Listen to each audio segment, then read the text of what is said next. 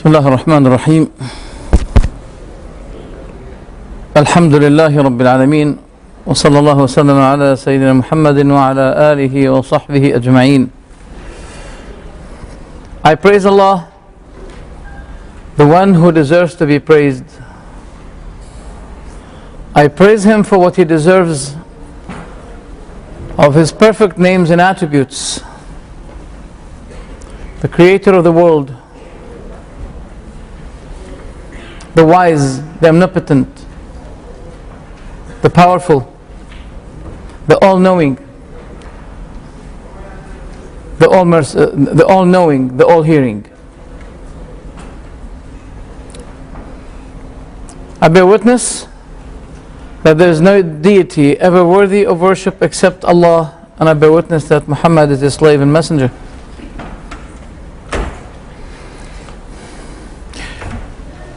A question may be addressed. You need to be closer to the microphone again. Oh, okay. Because this is for the camera. I need tissue, please. Tissue.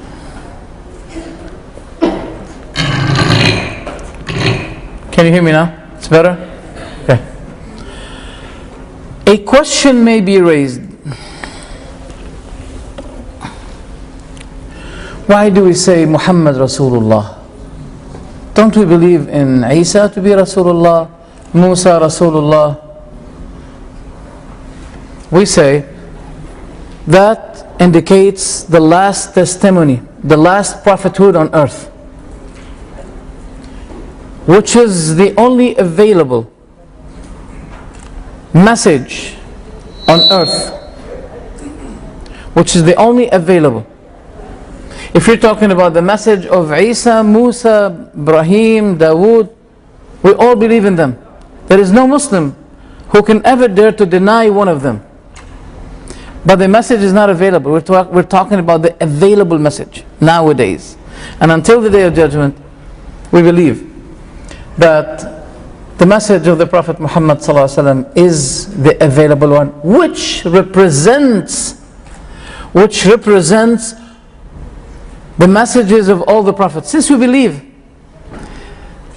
that all prophets are brothers, they belong to different mothers, but their message is one, because the source that comes to them from Allah subhanahu wa ta'ala is only one.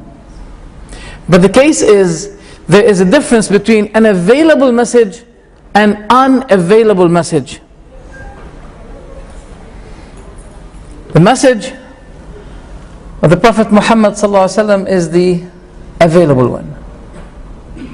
Well, you may say, how can I make sure that a declaration given from the Qur'an that he is the last one? And until today, no one came to prove, not only to claim. There are many people, many false prophets who claim to be prophets, but they were proven liars. But since 1,400 years, when we find in the Qur'an that Muhammad ﷺ is the Khatam of An-Nabiyyin, is the seal of all prophets, did anyone prove the otherwise? Until now, we say no. You want to wait? But wait a minute, you may die before that. You're not gonna live for 2 centuries, 3 centuries. Isn't 1,400 years enough for you? Or you want something more? Now, this is what we've been saying. We say that the Qur'an is the book of miracles. You know what I like with the Westerners? They love to read. They love to read. I like it when I see it. And the tubes underground, they all like to read. That's good. But I would love that someday those lovers of reading, I would love to see them having this copy of the Quran. They just have a look at it and read it with contemplation, with pondering. And I will assure to you tonight that they'll be convinced that this is the book of God. I came here, probably most of you don't know me, so I don't know if you believe me since you don't know me or not. Would you believe me? Does this face look a face of a liar to you? I hope not. I swear by Allah that I have experienced some of those who became Muslims, and one of them is an American reservist in the army who converted to Islam at one night, and on the second day, after he was given a copy of the Qur'an, after he converted, on the next day I saw him putting a mark on the book, on the Qur'an. I assumed that he'd been reading something like 100 pages. He spent a part of the night reciting the Qur'an, reading the Qur'an. And I said to him, what do you believe about this book? He said, the one who reads it and doesn't believe it is crazy. It's an amazing book. As you see, the Qur'an is the book of miracles. It is miraculous. Look at the verses. والشمس تجري لمستقر لها ذلك تقدير العزيز العليم والقمر قدرناه منازل حتى عاد كالعرجون القديم لا الشمس ينبغي لها أن تدرك القمر ولا الليل سابق النهار وكل فيه فلك يسبحون. I'm not going to read it to you. You read it while I was reciting it. It's beautiful. It addresses its speech, its words. It penetrates the bottom, the depth of the heart of the person. It's very beautiful. You can tell when you read it, it did not come to the Prophet Muhammad from this side, it came from that side, from up, from above. The words are divine. They're not human. They're not words produced or suggested by humans. Look at this. أَمَّنْ جَعَلَ الْأَرْضَ قَرَارًا وَجَعَلَ خِلَالَهَا أَنْهَارًا وَجَعَلَ بَيْنَهُمَا بَرْزَخًا وَجَعَلَ بَيْنَ الْبَحْرَيْنِ حَاجِزًا وَجَعَلَ بَيْنَهُمَا بَرْزَخًا وَجَعَلَ بَيْنَ الْبَحْرَيْنِ حَاجِزًا أَإِلَهٌ مَّعَ اللَّهِ بَلْ أَكْثَرُهُمْ لَا يَعْلَمُونَ. And among the graces of Allah that Allah subhanahu wa ta'ala created within the human beings, and I'm one of them, a way of recitation that can help really. The person feels this is from Allah. I'm not going to spend the whole time reading on your things, but just let's recite this one. I'll read it quickly, have a look at it. We created man from an extract of clay, then we set him as a sperm drop in a firm lodging, etc., etc. Read it, have a look at it. Then let's see the conclusion. These verses describing all the stages of well-ordered fetal development as well as others caused people like Dr. Keith Moore, one of the most respected embryologists, to confirm these observations in this book, in his book, The Developing Human, saying that the Quran has described this accurately and well before human science could ever have done it. Now, the question is, there's nothing more here. The question is, this man, a professor, who gave that declaration, and whom I heard that he became Muslim, and another person who is extremely expert in terms of embryology, he's from Thailand. He also declared Islam because of this verse. Because the third, it describes the figure of that substance or object exactly as it looks like inside the womb of the mother. Yet nobody has access at the lifetime of the Prophet Muhammad ﷺ to see this. How did it look like? And the only way to have access to this is the last century. The last century, in the middle of the last century, they had access to this. And the third stage was described as a chewed substance, a chewed substance, a chewed substance. It looks exactly like a chewing gum. Third stage. And that third stage described in the Qur'an that it looks like a chewed substance. Who told the Prophet Muhammad about that?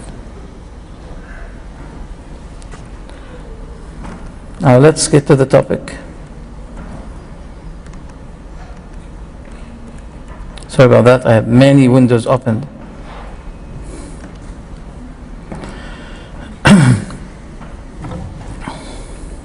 All right.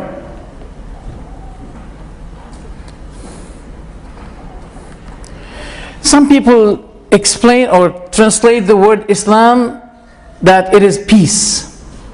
It is not true. The word Islam is not peace. But Islam itself brings peace to the soul of the person. Yes. And one of the names of Allah is the peace. And His religion brings peace. And the house He's preparing for His servant believers, those who believed in His religion, it is called the place of peace, the house of peace, Jannah. We know that it's called heaven, paradise, in Spanish paradisa, but the name of this Jannah, heaven, in the Qur'an was described as the house of peace, in which Allah the Almighty had prepared for each righteous person a house in heaven. And there's something significant that Allah mentioned in the Qur'an, that Allah made it known to them. You know how beautiful is the navigator, to have a navigator that guides you to the place you want exactly, accurately. But Allah told us that in Jannah, people will be automatically, naturally be guided to their own places in Jannah. So I believe that true assurance, peace, the happiness of the soul, the spirit, the heart can be achieved through joining this religion, obeying your Creator, because He had created the heart. And Allah knows how the heart becomes happy and when the heart becomes sad. And the sadness and the happiness of your heart is in the hand of its Creator. You obey Him. Obey Him. And you have beautiful life. Not only, Islam is not giving a solution, a lively solution, only how to live happiness, how to have a cool life here. But Islam is caring for you in this world and in the hereafter. Now,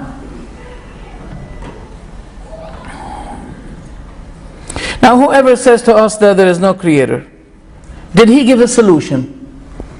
What the solution he gives? Did he give me an answer to my question why I was created? He knows how I was created. He knows how the world was created. As to how, he's knowledgeable. As to why, he's ignorant. Can He give me a solution? I need a solution. I need someone to give me an answer. Why am I created? What am I supposed to be doing here? Where do I go after I die? What would be my fate? Am I just like a bull that a lion attacked, then the bull was eaten by groups of lions, that's all? Is my life just like a life of a lion, of a bull? An eaten animal, an animal that was eaten by another animal? Is that my life? We must be something significant. Come on, Allah gave us a preference over the whole creation, the whole creatures. We have significance. We are significant. Not only this, but God ordered His angels, according to the Qur'an, to bow down to Adam, and that what caused the resentment and hatred of the devil against Adam, and that resentment continued to every one among the sons of Adam. And that is why we are here on this planet. But many people don't know it. So the one who denies God doesn't give us an explanation, any explanation, rational explanation about why we are here. As a result, people who do not know why they were created, what is their purpose in this life, as a result we find confusion, loss, suicide, the phenomena of suicide is a matter that people really are showing their concern about, but they can't find a solution to it. But you know what? In places like Afghanistan, in which people are living in a miserable life, poverty, no security, we don't find that phenomena of suiciding. But in very luxurious countries such as Sweden, we find Ukraine, in these countries, especially Ukraine, I think it was considered to be the first country. Statistics of suicide committing reached to the highest between Ukraine and Sweden. Why Sweden? People are living luxuriously. They have very high salary, everything is given to them. Why would they be? I mean, when I come here if I know my own society, my own good Muslims, none of them had ever said this word, I'm bored, life is boring. But I heard it from many people. When I go to the West, people say that. Life is boring, I'm bored. One was asked, and I saw that on the TV, why do you have to drink? He said, I'm bored. I want to have fun. I'm bored. I want to be happy. Oh, so you're not happy. So drinking the alcohol explains the fact that you're not happy. You need something to make you happy.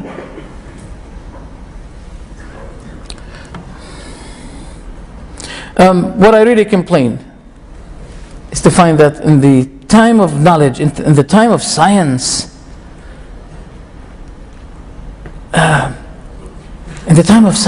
God is being denied. While people of science, people of knowledge, people of technology, people of discovery, they're supposed to be the most believing people in God because of what they see, the wonders of God Almighty, the complicated creation even in ourselves. But for example, God said in the Qur'an that those who disbelieved, we will be punishing them. Whenever their skins, their leather, their skins are roasted, we'll be substituting them other skins, so they will be tasting punishment. Skin. You know, today it had been discovered that the nerves are located in the skin. It used to be believed that it's in the flesh. Now they believe that it is in the skin. If this skin is burned, there's no more feeling for the burning. And God mentioned that in the Qur'an long time ago.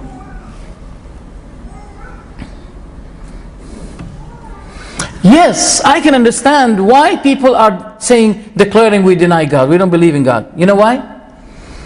Because of the negative background they had from the church. Mistakes of the church. Now wait a minute. Is the church the only sinner? You know that in the United States people are fleeing sometimes from the elephant to the donkey, and then from the donkey to the elephant. Did you understand what I mean? No? What are the two political parties in the United States? The Republicans and the Democrats. So the symbol of those two parties, one is taking the elephant, the other one is taking the donkey. And people, they run. Sometimes they have to run from the donkey to the elephant, and some other time from the elephant to the donkey. Why? Because there are mistakes. They want to choose someone else. Maybe this time he's gonna. People as if they are playing, as if they are gambling.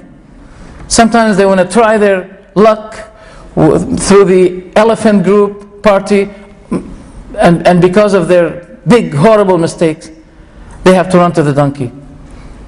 So, did anyone say, I deny the politicians, I deny politics, I don't believe in politics because of the mistakes? No.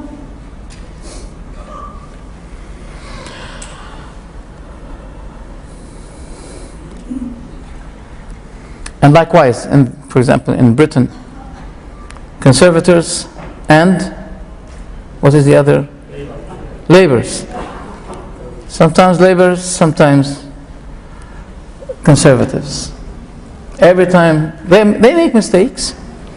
So if those people in the church, they made mistakes, I'm not justifying their mistakes. I know their mistakes. But I say, if they made mistakes, shouldn't you be rational enough to say, wait a minute, if there's something wrong here, I may find something, just like people running from the donkey to the elephant, try to find. I mean, don't say, finish, I put X on religion because of the mistake of those certain cult or group. This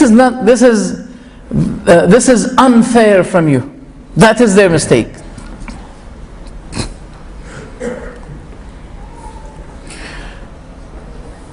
The question is, what is the guilt of God? If some people claimed something and they referred that lie to God Almighty, what is the guilt of God Almighty?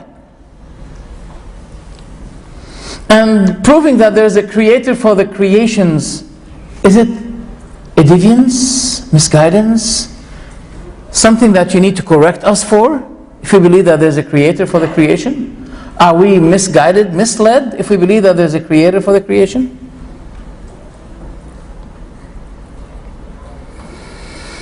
But suppose, some people say we don't believe in God. All right, let's put believing in God aside. Let's put it in a corner. Let's put it in a corner. There must be a power that created the world. I've been asking, last month I've been asking someone, do you believe that there's God or not? He said, let's say I believe that there is a power. I said, do you have any problem believing that this power called God? Are you going to pay taxes for this? Are you going to pay taxes for believing that there's God who's powerful, a powerful God? Why do you believe in, power is an attribute. But how can you believe in a power but you don't believe in the powerful one who has the power? Yes, if you believe that, you believe in a power, but someone has that power, someone is powerful, otherwise you're not reasoning. As those who made the mistake in Christianity, they're not reasoning, you're also not reasoning. When you say, I believe in a power, you're declining to say, I believe in the powerful, the Almighty.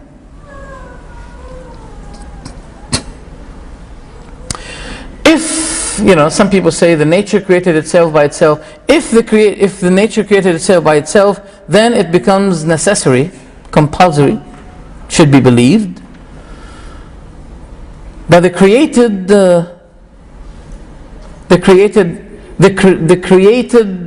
is the creator. The creator and the created are one. I can't understand that.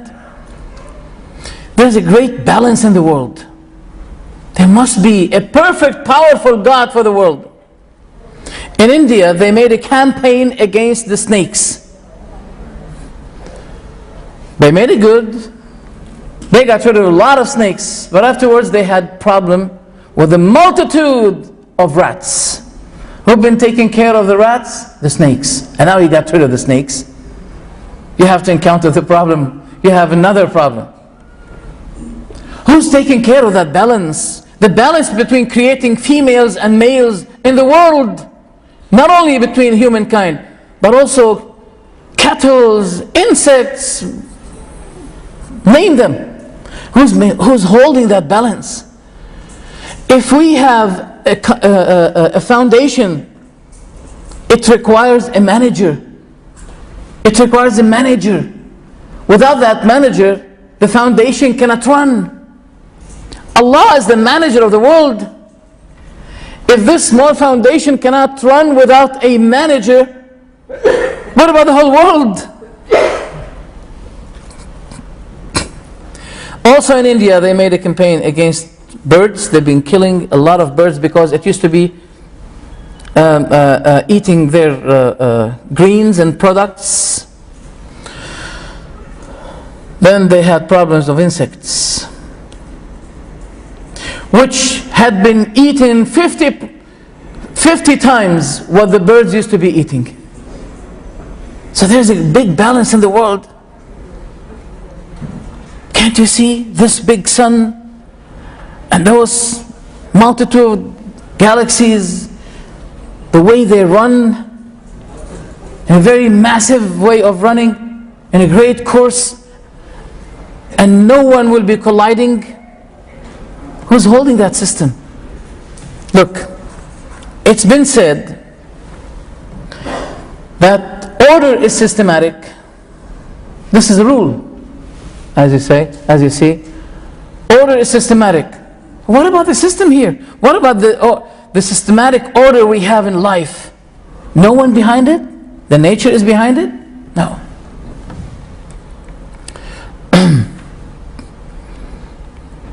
But there's another thing now.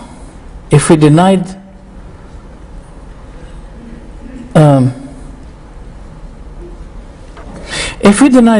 the creator or the religion, we have another problem. We have another problem. What about the morals? Who can define the morals if we have no religion?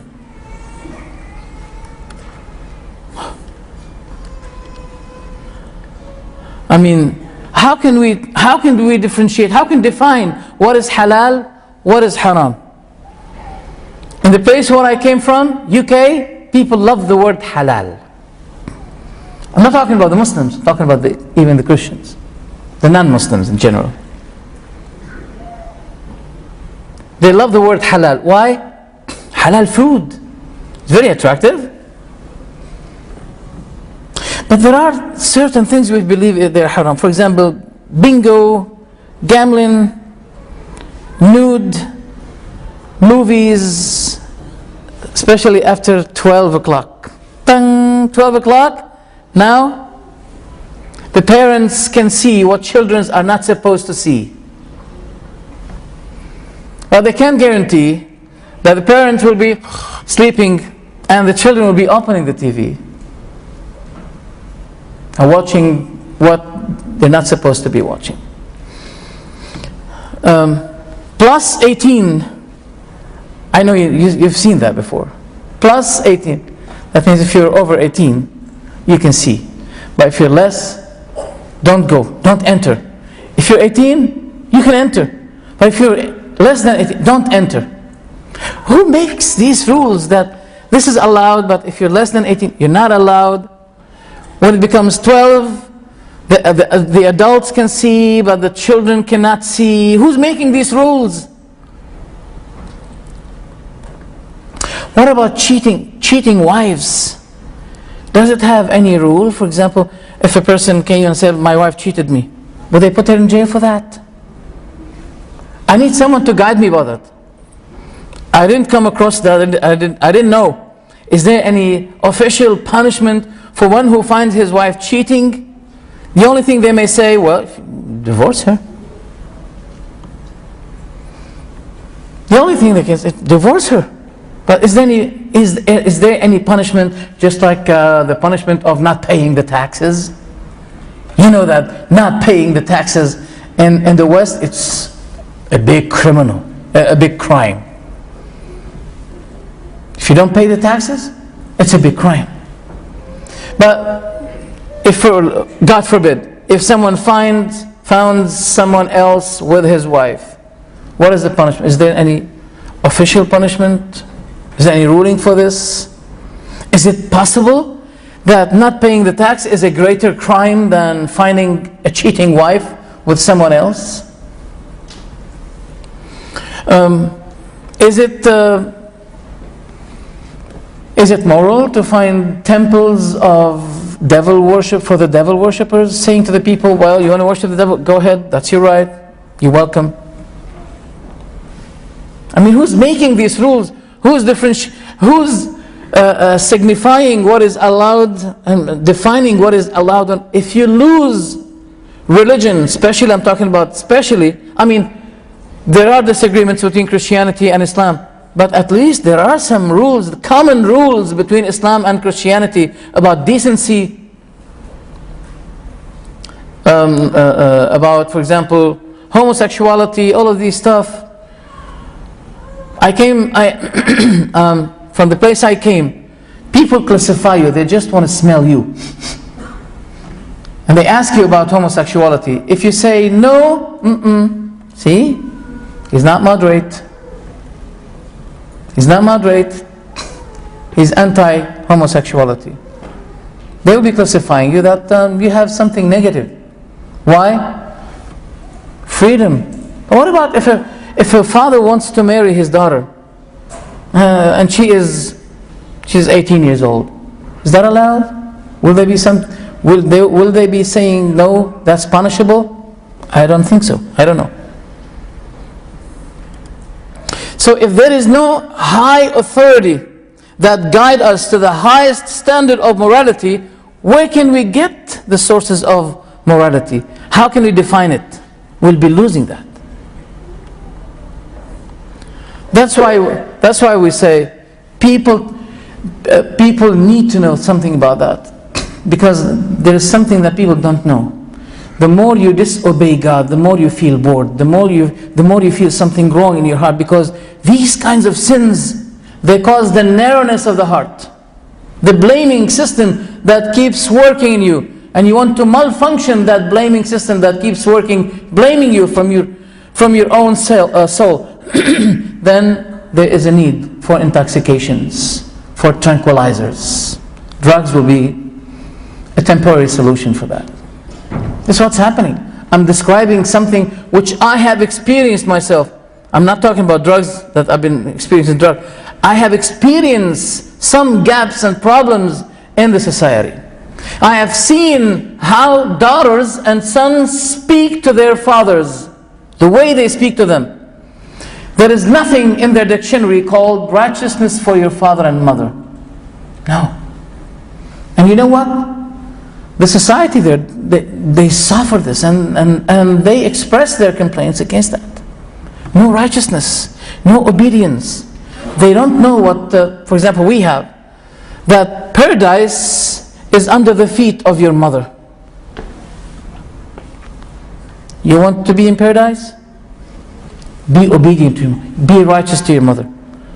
And I was declaring, in the UK, I was declaring my hatred to the day of the Mother's Day. I said, I don't like that day. They said, wow, that's not good. Don't you say be kind to? I say, yes. But I don't like that a daughter remembers her mother only once in a year.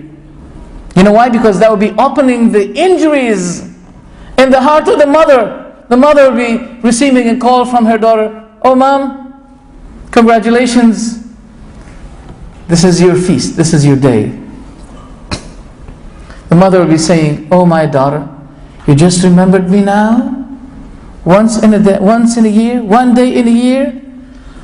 In Islam, the whole year is for the mother.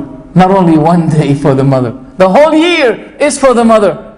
You can't enter Jannah if you are unrighteous to your mother, to your parents. To be kind to them. Not to leave them to the rehab places. And tell them, you got your life, you're old already, now get lost. You put them in the rehab.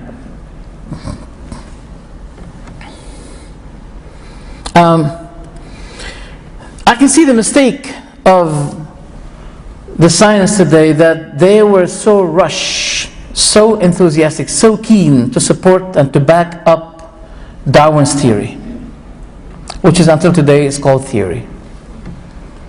And Darwin was suggesting us to be like this.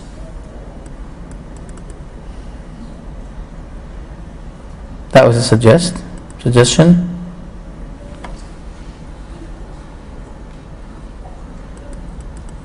Yeah. Hey Pa, oh my daddy, that's my daddy. That's my dad. That's what he said. This is your father. You want to know your father? Here, that's your father. That's a suggestion. That we came from that source. That's our source. Now we can see this immoral. Because in the Qur'an, Allah ordered His angels to bow down to Adam. So we were given honor. Darwin doesn't say there is no God. But Darwin vanishes the belief in the purpose of our creation. There is a purpose. But when we were created like this, then we became like this. So that means, as if he's telling us, there is no purpose of this life. Don't waste your time. You were a cell, then you became a fish, and you were evoluted from fish to become a monkey, and here we are now. I mean, 200 years we have these camps. Until now, we haven't seen anyone with tail. A picture was picked for him, and he has a tail. 200 years we have the camps. No one was. One said to me, because this system has stopped. Where do you get these rules from? Who told you that it's supposed to be for millions of years going like this, evolution, and suddenly 200 years it stopped? Who's telling you that? We're supposed to be finding creatures like this. Have you seen that? They call it bird cat. Sorry Darwin, you're supposed to be like this, or something like that.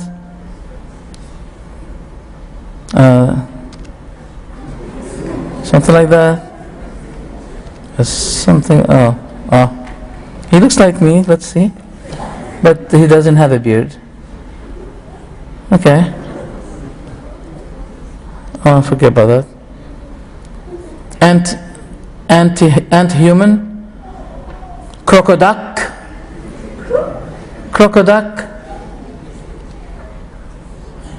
What a nice bird, but the face, I don't like it. You know, things like this. We're supposed to be finding creatures like that.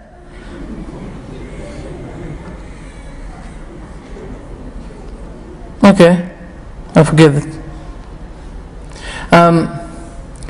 You know, despite they are managing today same-sex marriage. And I've been asked, are you okay with that? What is your take about that? I said, well, there's a slight problem in this. There's a problem that when a child has two fathers, he's going to be asking them, where's my mom? I want my mom, or the vice versa. Two mothers for the child. The child's going to be, he's going to be asking, where's my dad? Do I have a dad? You can't be created by two mothers, there must be a dad interfering. But you know what? Despite that, there was a big attempt for coping monkey with a human being to find out whether they can reproduce, but all results were negative. But there are species of dogs, for example, they can let them meet together and they can have certain kinds of, today we have liger. Have you heard of the liger? It's a result of a combination between tiger and lion. So they had a child, a cub, and they called the cub liger, not tiger. Even between these types of species, you can have something. But between mankind and the monkeys, they could not have any result. At least we don't want to see a tail. We want to see a child as a result between mankind and monkeys. But we don't find anything. Why it stopped? Now this is not a point today, but I wanted to mention that. Let's forget about it. Let's forget about it. Now I don't want you to look at I don't want you to look at this. Okay, you can look now if you want. The giving of the Qur'an is still mutajaddid. Mutajaddid, that means it's always renewing or giving something new in every time. I'm going to mention to you something very fast, very quickly, because I run out of time, and I think my time is almost finishing. Thank you for your attendance, by the way. And I would like also to declare my gratefulness to the organizers and to Al-Fanar administrators. I think you've heard about this verse where Allah subhanahu wa ta'ala said, فَالْيَوْمَ نُنَجِّيكَ بِبَدَنِكَ لِتَكُونَ لِمَنْ خَلْفَكَ آيَةً. This day, as for this day, we're going to save you by your corpse.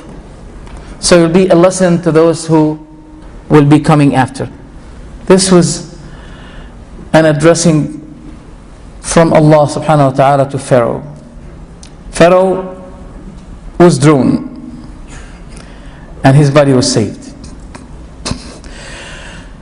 France requested from Egypt to bring the corpse of Pharaoh.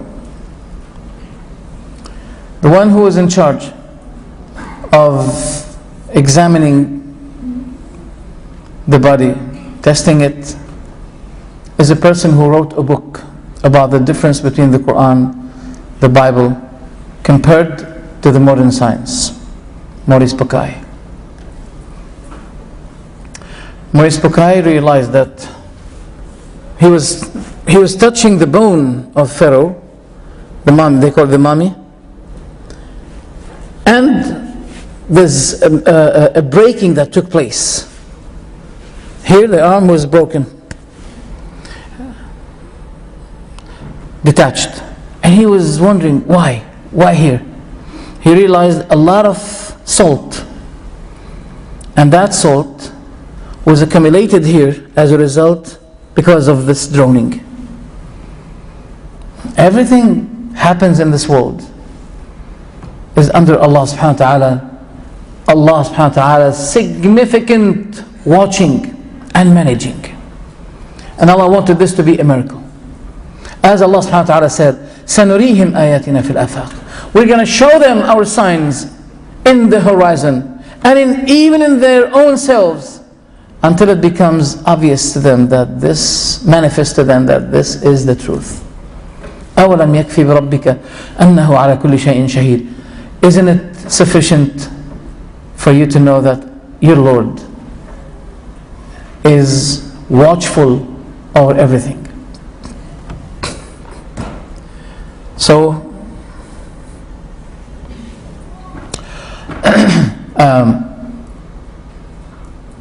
they discovered that this is the mummy. This is This is the body of Fir'aun, which was drawn. Note here that Allah said, your body is going to be saved. And you're going to be a lesson for those who come after you. That is a challenge. And that challenge had been met. As a result, we see today, his body is preserved.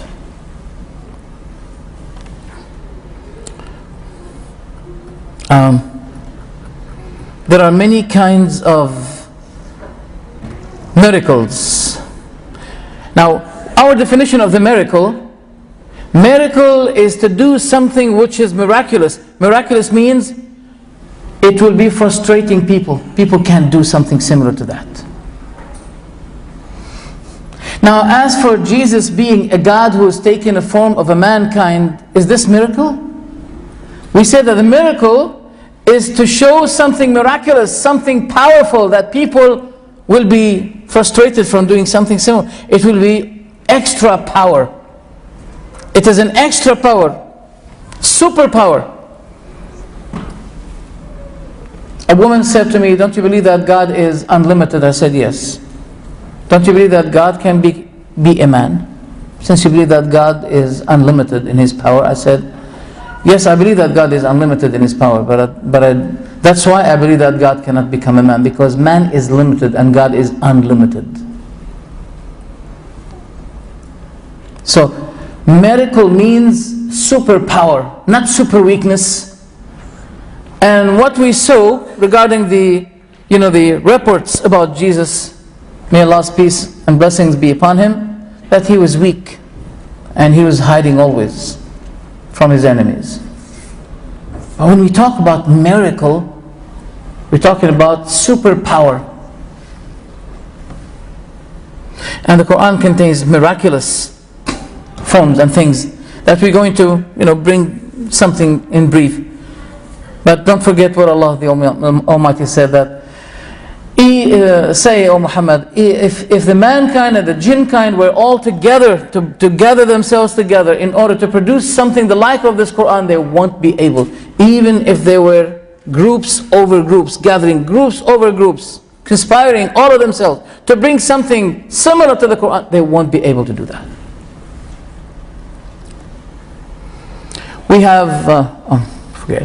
We have many kinds of miracles in the Qur'an. What we call it al-i'jaz al-tashri'i, miraculous, or the miracles of the Qur'an in terms of law making. It's miraculous, it's perfect.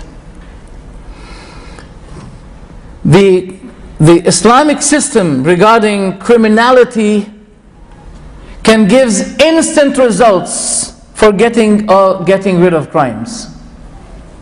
Instant results. Economically, can give instant results economically.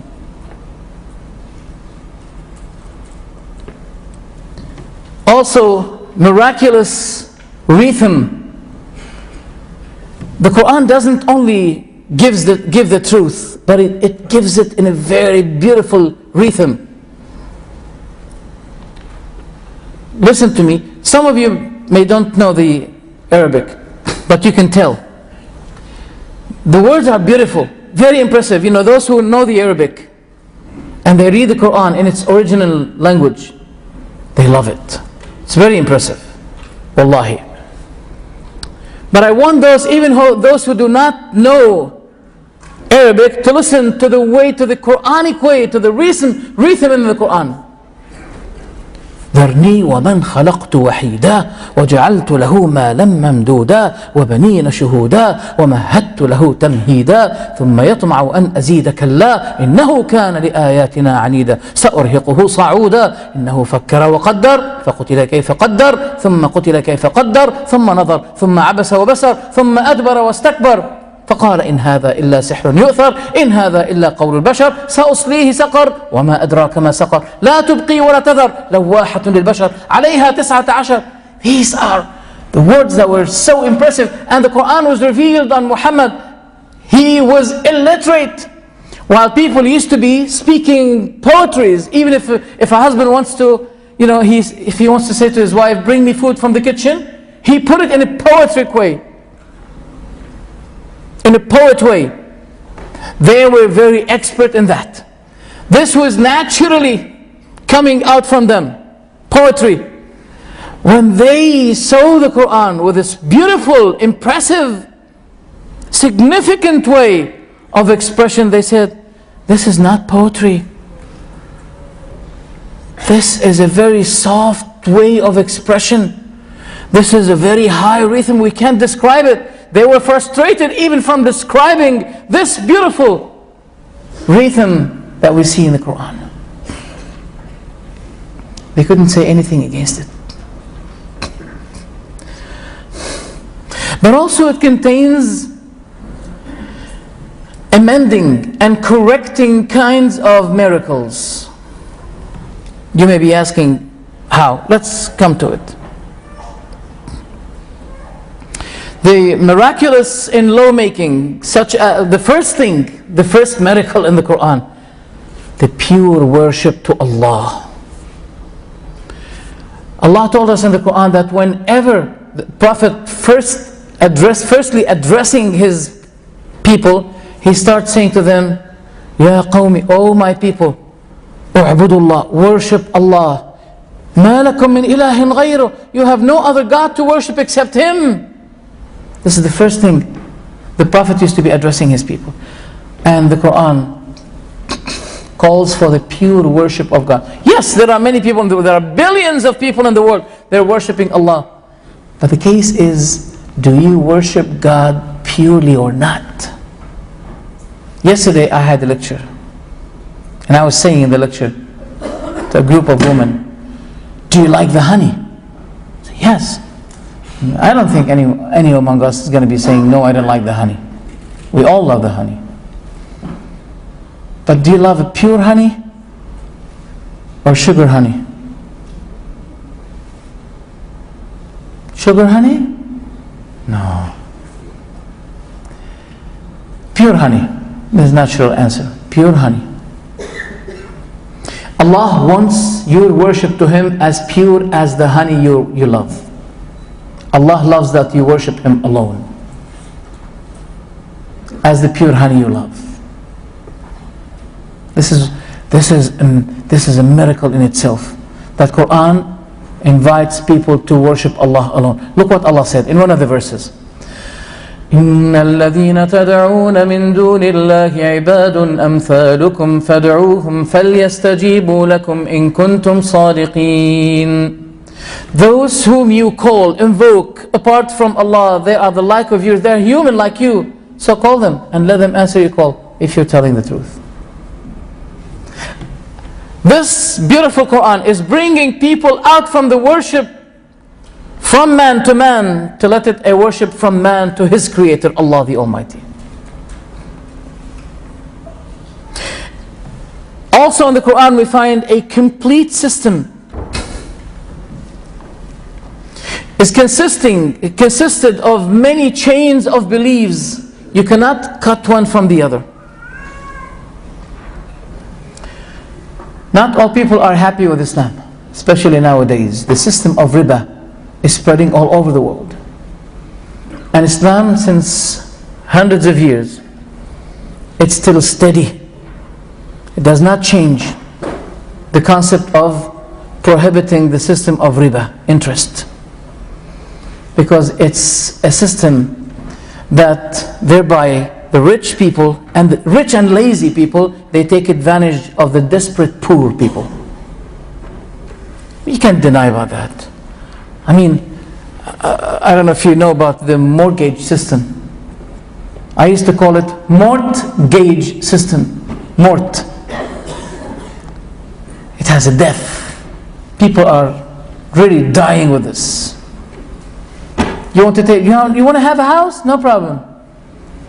We can give you a house. You'll be continuously paying for 25, 30 years, 30 years. And if you were to find someone to give you a good loan and to pay him, in installment, it won't take with you more than 5 years. My dear, you're paying extra 20 years And this will be for the riba, for the interest. Yes, you have a house, but your whole body have been shaved. Your blood have been sucked. Many people, they committed suicide because they got involved in this system. And they ended with it, declaring their bankruptcy, and they didn't know what to do. Many people.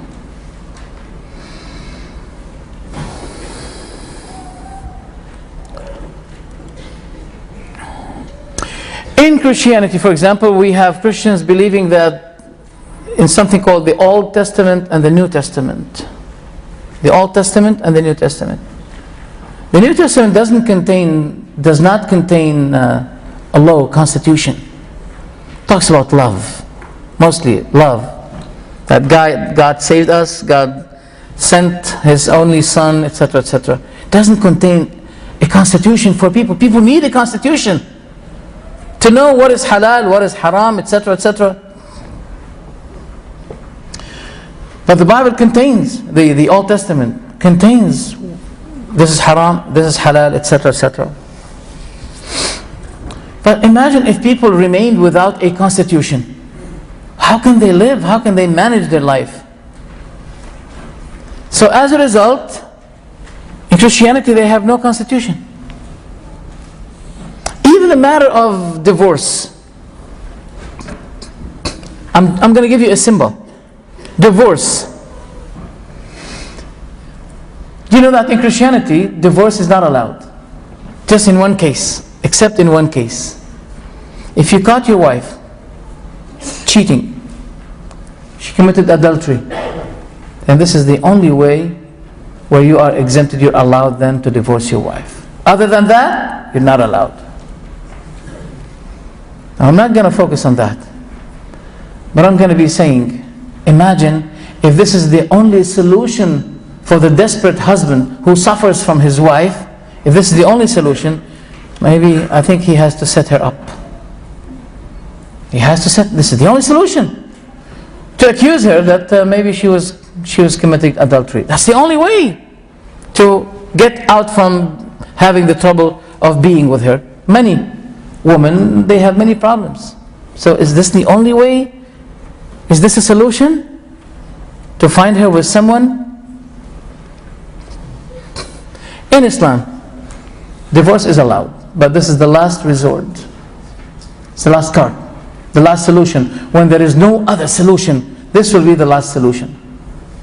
I know that some Muslims are misusing this authority. And those who do that, they are responsible. It's just like a policeman has a gun. Doesn't mean you can shoot people at any time you want. You're responsible. If you misuse this authority, you're responsible. You'll be blamed by Allah. Islam has a great balance between the spiritual needs, the needs of the spirit, and the needs of the body. It has a great balance. You have 5 times a day performing the prayer. And what is between every prayer, there is a forgiveness for what had been committed between. Even if you became sick, ill, you lost your child, you lost your leg.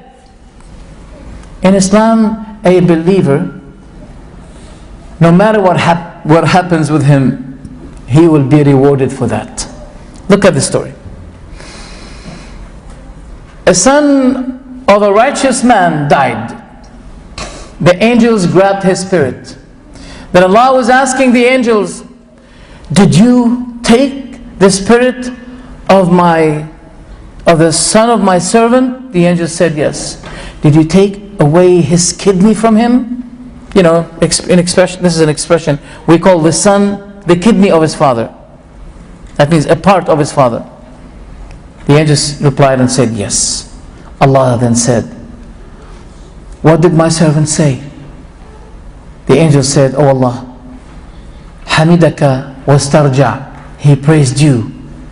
And istarja means, he said, to Allah we belong, and to Him is our return. Then Allah said, Build for my servant a house in Jannah, paradise, and let it be called the house of gratitude, the house of thanksgiving, the house of praising. He will be expiated, he will be forgiven his sins by everything he suffers. And if he shows patience, and if he is still tested with these kinds of difficulties and hardships, he'll be walking on earth while on his shoulder there is no bad deeds at all. That means he will die and Jannah will be waiting for him. Tell me, you need to be a believer. You need to be a believer. Nothing happens to you in this life, but it will be counted for you.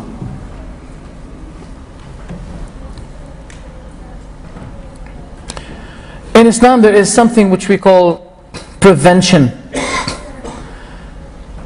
The police in the West, they are good in chasing the criminals. They're very good. I admit that their system, the police system, is much greater than the other system, than our system here, anywhere in the Muslim world. Yet, they have big problems, big challenges. They have big challenges. Why? Because their system is based on trying to solve problems. But the Islamic system is to make a prevention before having these problems. A prevention. And we have a saying, an example, it says, Dirhamu wiqaya khayrun min qintari ilaj. Dirhamu wiqaya khayrun min qintari ilaj. A prevention is better than treatment. What they have is the treatment of the problem, to try to solve the problems they have. Why they have the problems? Because drugs, people are not really strict against drugs. Alcohol is the first stage. Alcohol and cigarettes are always the first stage of the drugs. When you smoke, this is the first step of the drugs. Am I correct if I say that cigarettes are the cousins of the drugs, for example? You know, those who go like that and then they feel good, they feel high, they get high. And I believe that the cigarette is the cousin. Once you smoke this, now you're ready, you're able to smoke the other one. So when these elements, these things become in the hands of in the possession of people, what do you expect as a result? How many beautiful small girls? I saw two beautiful, gorgeous girls. They're something like 8 to 10 years. They used to use them for the wedding. You know, they let them dress the wedding dress, etc. Very beautiful girls. Suddenly, both died in a car crash. And the reason is the alcohol. The Prophet Muhammad said, sallallahu alaihi wasallam, "La tushrik billahi shay'ah." Never set up partners with Allah, claiming that Allah has a son or a daughter or etc. La tushrik billahi shay'ah. Never set up partners with Allah. وَإِن قُطِّعْتَ وَإِن حُرِّقْتَ. Even if you were to be burned or cut in pieces, never. وَلَا تَشْرَبَنَّ الْخَمْرِ. And never drink the khamr, for it is the key of every evil act. فَإِنَّهَا مِفْتَاحُ كُلِّ شَرٍّ.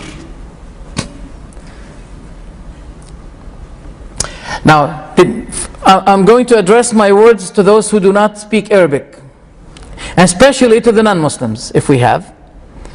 Now, have you heard, for the ladies and gentlemen, those who do not speak Arabic, those who are not Muslims, have you heard of the word khimar?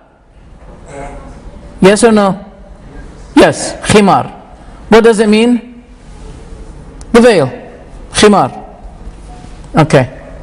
Khamr means intoxication. Don't realize, you don't need to be expert in Arabic or to know Arabic to realize that they're so close to one another. Khamr, khimar. Is that right? Khamr, khimar. What is the meaning? Khimar is the cover. Khamr is the covering, the coverer, or the cover of the brain. That's why we don't call the alcohol khamr only, but we call all the kinds of drugs khamr.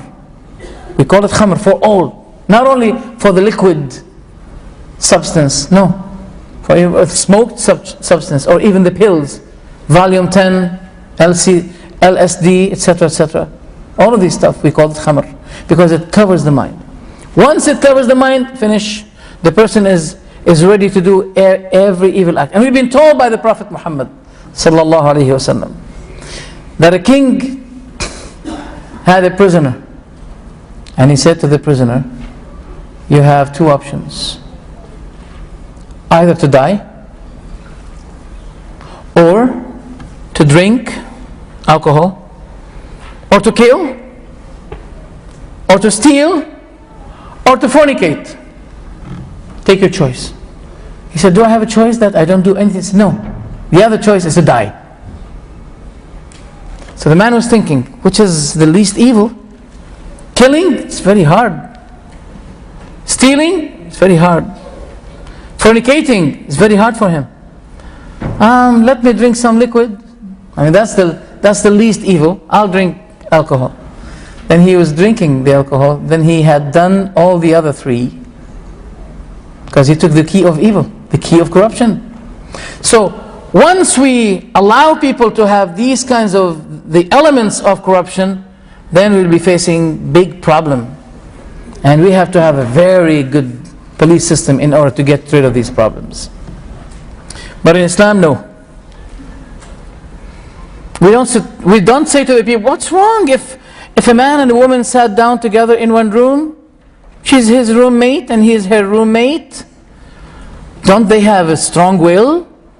If they doesn't want to touch one another, khalas, finish, no problem.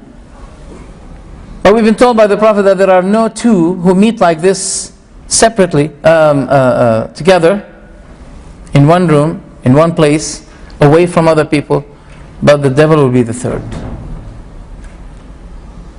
So we take precaution. We've been told in Islam that the means of what is haram become haram. Al-wasilatu ila al-harami haram. Okay. Right. The Qur'an has a correcting system. Like for instance, we've been told by the Bible that Mary was found pregnant before she was touched by Joseph the carpenter. She was found pregnant. Okay. But we have a problem. We have the family tree, family of descendants in Matthew, in Luke. They agree on Dawood, both Matthew and Luke.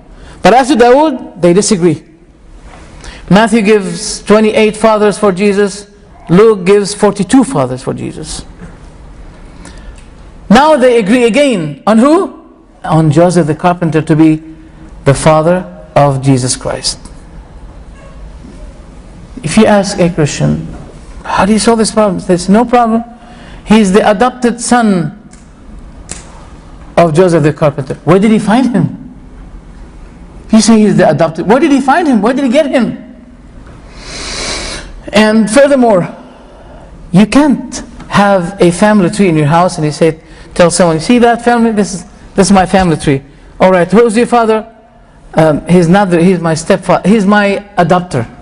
He's my adopting father. What? So what is the value? What is the reason of having this family tree? It's not your family. It doesn't belong to you.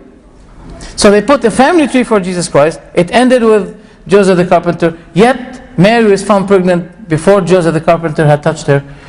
If I'm a Muslim, I'm not going to take bad advantage of this, because I love Jesus Christ and His mother, and Islam told me this, obliged me to do that. But if I was a Jew, I would be saying, that means you're attributing something wrong to Mary. Once you say that she was found pregnant before Joseph touched her, and now you add Joseph the carpenter to be the father of Jesus Christ. How can a Christian answer a Jew? No answer can be given. Islam gave the answer. Islam always called Jesus in the Qur'an the son of Mary. He refers him to his mother because he has no father. And people sometimes, they're very naive. He said, well, since he has no father, well, God is his father. Since he has no father, God is the father. I mean, just simply like this. But it's very hard to speak about Allah something without knowledge. You can't speak against a president without knowledge. You're going to be sued. You cannot speak against me without knowledge. You can't talk about me without knowledge. How did you allow yourself to speak about Allah without knowledge? Since this person has no father, okay, God is his father. So where's the solution? The Qur'an gave the solution. The Qur'an gave us many facts about Jesus Christ. For example, God ordered Mary to keep eating in her, a pregnant period, to keep eating from the ripe dates. Now we live in Qatar. When the dates will be ripe? In 25th of December? No way. No way. When the dates will be ripe? September. In September, not December. Does this mean to you anything? Well, go to the websites and look for Christian websites, non-Muslim websites. Write the word Mithra and put 25 December. You're going to be shocked. Mithra, Jesus, 25 December. You're going to be shocked. This is not the birthday of Jesus. This is the birthday of Mithra, a Persian religion that the Romans used to be believing and following. And they took, because they loved this incident, 25th. Still, people love it until today. 25th of December, oh, that's beautiful. Economically, it's beautiful. Many shops, they count on that day, 25th of December. But you'll find the fact that Jesus Christ was not born at that time, and Allah indicated that. There are many corrections. I'm sorry I don't have much time to give these things, to give an answer to these things.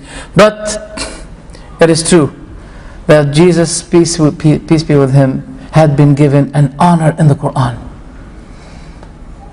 We find an answer to what we find in the Bible. In the Bible, Jesus said that God is going to support me. He's going to defend me. He's going to take me up. There will be a time you will come to seek me and you will not find me. I will be up and you will be down. You will die in your sorrow. That's in the Bible. But did this happen? Afterwards we find the same Bible quoting Jesus saying, Ili, Ili, lima shabaktani, which means, my God, why did you leave me? Why did you leave me? Why did you forsake me? But in the Qur'an, God said, that Allah said to Isa, Jesus alayhi salam, Ya Isa, inni mutawafik. Oh, Jesus, I'm accomplishing you. That means your mission. وَرَافِعُكَ إِلَيْ. And I'm ascending you up to myself. And I'm going to purify you and support you against those plotters of your enemies. And the Qur'an, this was fulfilled. The Qur'an is full of miracles. I don't think my time will be helping me. Let me show you something. Just one thing. One thing. There's a chapter in the Qur'an called Al-Hadid, the iron. And one verse is contained in it, talking about the iron being descended to the earth. Anyone, I used to be faced by some people who said to me, how can you believe that the iron was descended on the earth? Don't you know that it is contained in the depth of the earth? And there are many materials over it? How do you believe that it was descended? How your Quran says that? Let's see now. Let's see. Can we have the...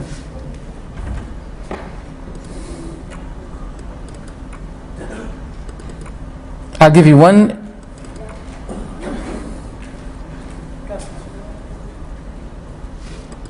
Okay.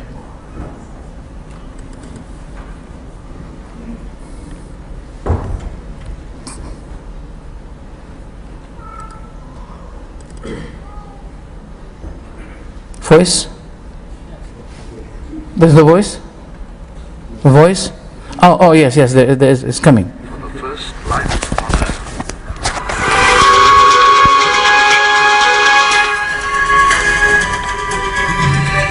Two.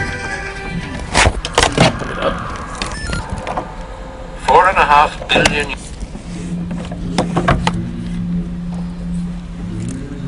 Gaseous clouds of the planet still hot from its birth, the atmosphere is dense stuff. The early planet was probably only a tenth of the size as it is today. But it was to grow, and that chance and violent growth will prove crucial to life's history and to what we are today. The early solar system is far more powerful now. Where today the four inner planets orbit, 4.5 billion years ago were scores of smaller planets orbiting the sun. Orbits of some were drawn by gravitational force towards each other, and encounters of awesome magnitude were ongoing.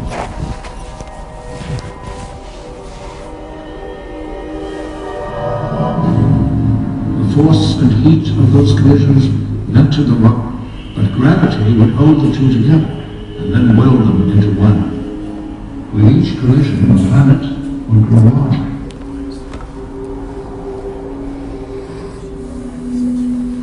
We believe that of the four innermost planets, Mercury was formed by only one or two such collisions, while Venus, almost the size of Earth, was formed by 8.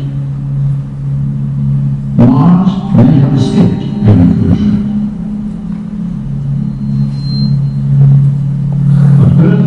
The largest, perhaps with as many as 10 impacts.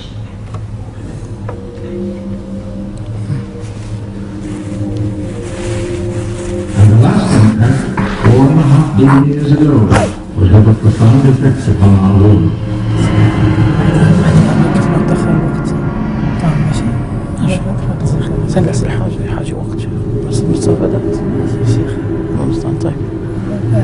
The giant ball crashed into the center of the planet and gave Earth its iron core.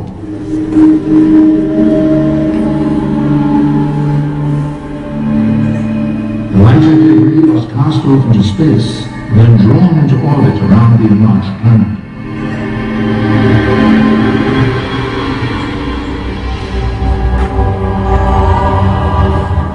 For some millions of years, the Earth had rings like the planet Saturn. Smaller collisions continued, and from that debris was born our moon.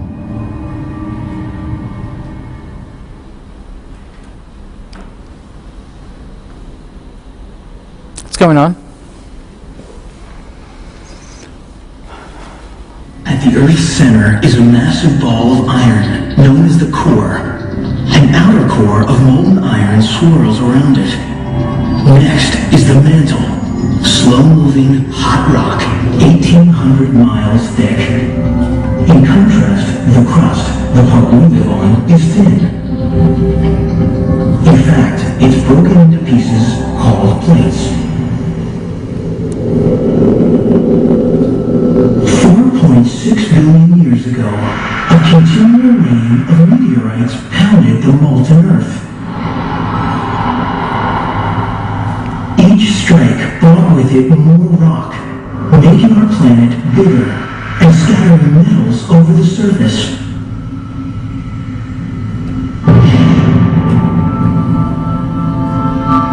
Then, a giant asteroid struck.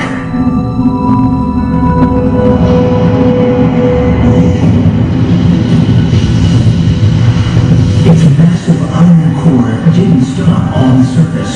It sank towards the center, and it attracted all the Earth's metals to it as it went.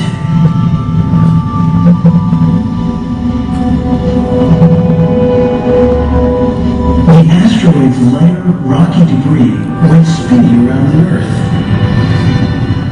The fragments were drawn together by gravity.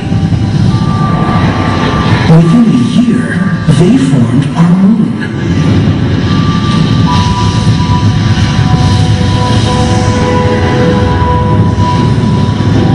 That's why the moon has no metal at its core.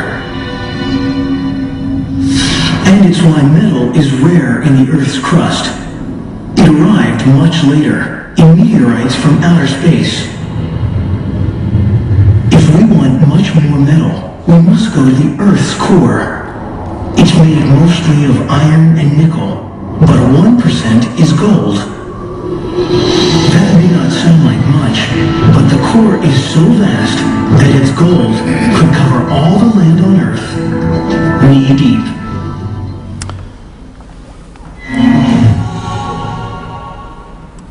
Okay, thank you very much.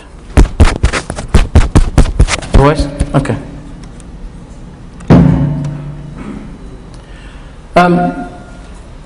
This verse, as you see, we have descended the iron, descended it to the ground, to the earth. Where it can be found, if someone wants to find it, to find out where it is, in order to contradict the Muslims or to tell them, wait a minute, how the Quran says that, it's in a chapter, the whole chapter called the iron. So it wouldn't be any difficult or hard for people to find where is that verse. It's in a chapter called the iron. The question is, how Muhammad know about that? This is the body of Pharaoh. When God the Almighty said to Pharaoh, he quoted Pharaoh saying something. Okay. He quoted Pharaoh saying, now I believe, when he was droning, the moment he was droning, now I believe in what the people of Israel believed in. Then God said to him, now after all you've been corrupting and you disobeyed, فَالْيَوْمَ نُنَجِّيكَ بِبَدَنِكَ, this day we're going to save you by your corpse, so you'll be a lesson for the generations that come after you. Wasn't this fulfilled? Yes. You know, I have a lot of things to say, but I don't have the time. I like the time. A lecture like this requires something like 2 hours, not 1 hour. But anyway, what you cannot achieve 100%, at least give some of it. It doesn't matter. The Prophet Muhammad ﷺ mentioned many things. I mean, one of the things, the Quran mentioned that there used to be a fight between the Persians and the Romans. And God said that now something about after the Persians defeated the Romans, Allah revealed verses saying that the Persians defeated the Romans, but the Romans are going to defeat the Persians in couples of years. Now the people of Mecca, the pagans, the enemies of the Prophet Muhammad, they said, what? The Persians are stronger than the Romans. How dare you say that? So they said to Abu Bakr, the companion of the Prophet, do you want to bet on that? He said yes. That was before, betting was, it's in Islam, disallowed. But at the early time of Islam, nothing was talked about that. So Abu Bakr said yes. The Prophet said to him, say yes to them.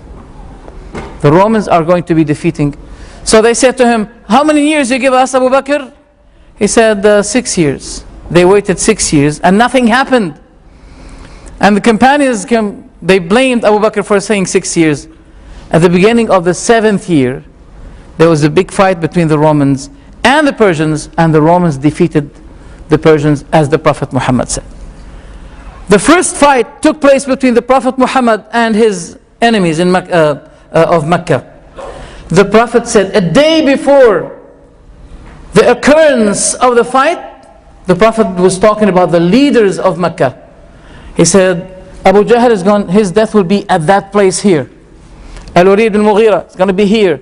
And he was spotting the locations of the death of those leaders of his enemies. On the next day, when the fight took place, those people died exactly where the Prophet pointed out. Many things. I can't carry on with this. I know that you have a limited capacity to receive. But when the night becomes late, I don't think neither me nor you can bear that. So I'd like to thank you for your attendance. Maybe inshallah we'll be having another chance to have series of facts about this issue. But inshallah, and I don't know when, if we remain alive. May Allah subhanahu wa ta'ala reward you. Thank you for your attendance. If you have any question, I'll be happy, glad to. Sorry? Okay, if anyone would like to come forward and ask a question. Oh, okay. The brother will be going for those who have. Okay, inshallah. Yeah.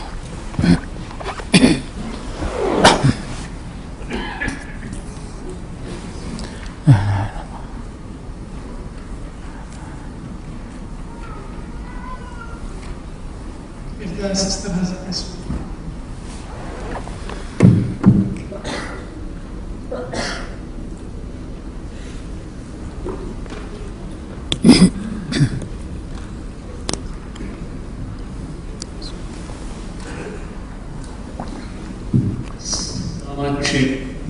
Salam. The question is, now that I have from his mother said, is with regard to punishment. Now, whoever who is bad goes to hell, whoever who is good goes to heaven.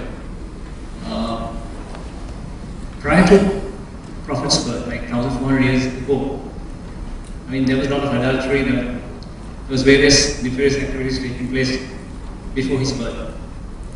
So what is the fate, or what was the fate of those people who were living at that time before, prior to Prophet Muhammad's birth? Would they all go to hell? This is my question. Okay, thank you. So you're talking about the fate, F-A-T-E, the fate of people who preceded the Prophet Muhammad, who preceded Islam. Will all they go to hell? Is that your question? We believe that prophets are Muslims, and Adam was the first prophet. And what we say about those who refused the prophethood of Muhammad, who is one of the prophets of Allah, those who had received the message and refused it, we believe that they will be in trouble.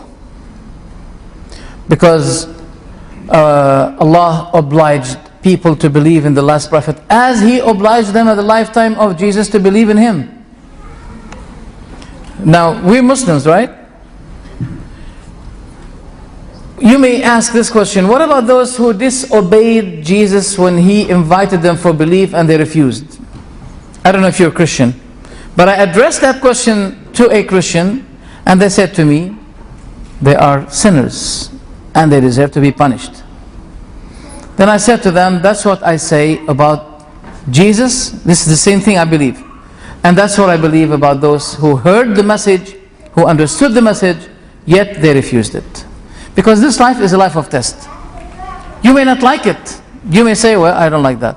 But it's not the issue of life and the reality about this life being a test from God Almighty unto us. It's not under your desire. This is a system that we have to follow. Even your very body is responding to its creator. You can't resist for example, inhaling system that you have. You can't refuse it. Why do you refuse the system of God Almighty, the constitution of God? After death, you will realize what you've been refusing and you'll regret. But it's only one chance that you have in this life. The brother is from the UK. Have you seen any interview in the BBC with someone who died and then he came back and he was giving his experience about what he saw after he died? Have you seen someone?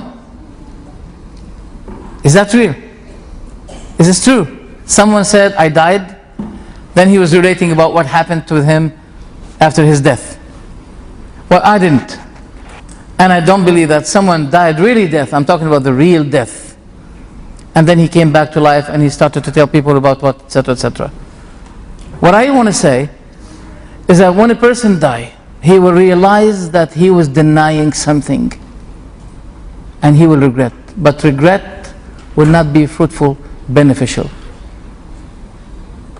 So what I say is the fate of those people before the Prophet Muhammad is just like the fate we say about those who refuse the Prophet Muhammad. Anyone who did not believe in Moses alayhi salam is responsible. The enemy of Musa, whom you saw now, we believe that he'll be in hell. If you don't like it, we may say to you, obey, and you won't be having this kind of fate. Follow the obedience of your God. Be obedient to the one who created you. That's what he wants from you. And he said, Jannah, paradise is waiting for you. Because I complain, some people, they don't want to obey, and they don't want us to say, you're going to be in hell. As if they say, can God compromise with us, please? God doesn't compromise, we have to compromise. God created everything from nothing. But we need Him, He doesn't need us. That also maybe sound, He doesn't need you. But Allah loves those who obey Him. Allah is very kind. We always begin with this beautiful verse. The entirely merciful, the specially merciful. Allah is merciful and very kind. But Allah has a system that you have to observe and you have to follow. It's your test in life. If you make it, you'll be successful. If you don't, you'll be in trouble. You can't ask the manager of school to compromise with you. You don't want to study, but he should not be giving you 0. You can't. How much more about the God, the creator of all? I hope that answers the question. Thank you very much.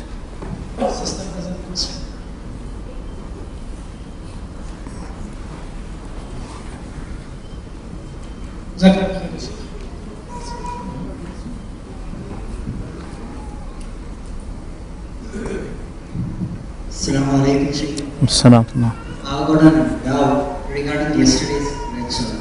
Yesterday you said that dresses should not be beyond the ankles, and I am following that.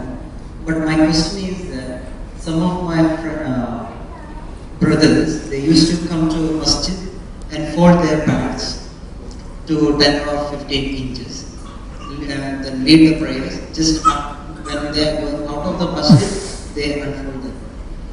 My question is that whether they are doing due to the ignorance, or is there any fatwas regarding that? We have to observe that we have to confine ourselves with the subject of the Qur'an and its miracles. Now this is a fiqhi question that we're going to deal with it in the mosque, not here. But you should not be doubting what I said, because I did not say only one thing. I was quoting what the Prophet said. Okay, so I was quoting. So as a Muslim who believes in what the Prophet said, and I said it's authentic, where the Prophet said something that you should not be lengthening. I'm not talking about a woman at that time, no, about men. Men should not be lengthening it beyond or beneath the ankle. They should not be doing it. If you find someone who do that, that's his contradiction. He's not. Not every Muslim is really submitting himself as he should be, due to the indicating conditional name that he is carrying, and that is Islam, submission. When we say you are a Muslim, that means you have given. Today, if you want to subscribe in a web page, they say to you, you have to read the conditions and check. In order, if you don't put the check, that means you agreed the conditions. You can't subscribe in that website.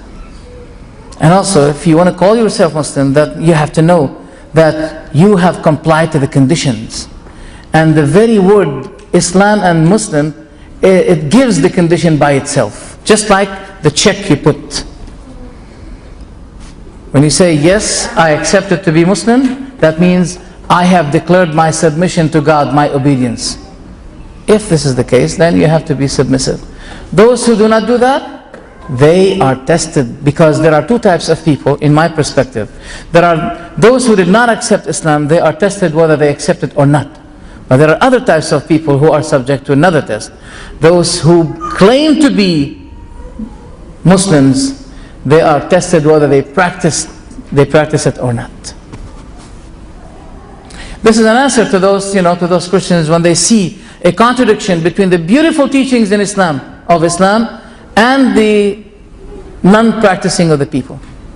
Islam, for example, ordered that people should be equally treated, no racism.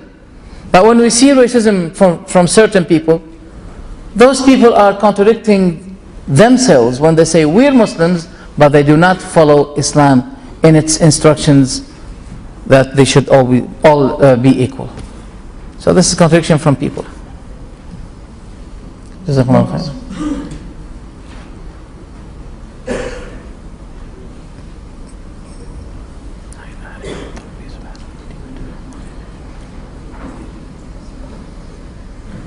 Bismillahirrahmanirrahim. Assalamu alaikum, Shaykh. Salam. I want to ask regarding the miracles of the Quran, about the Surah Al-Mulk.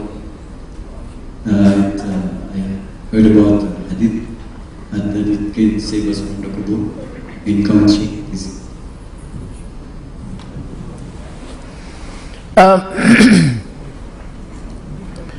Okay, the question is about chapter Al-Mulk, that it saves from the punishment of the grave.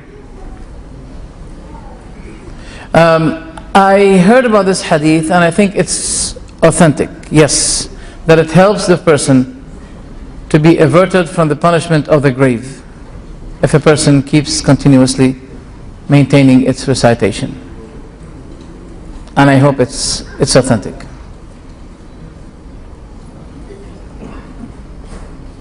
Another question?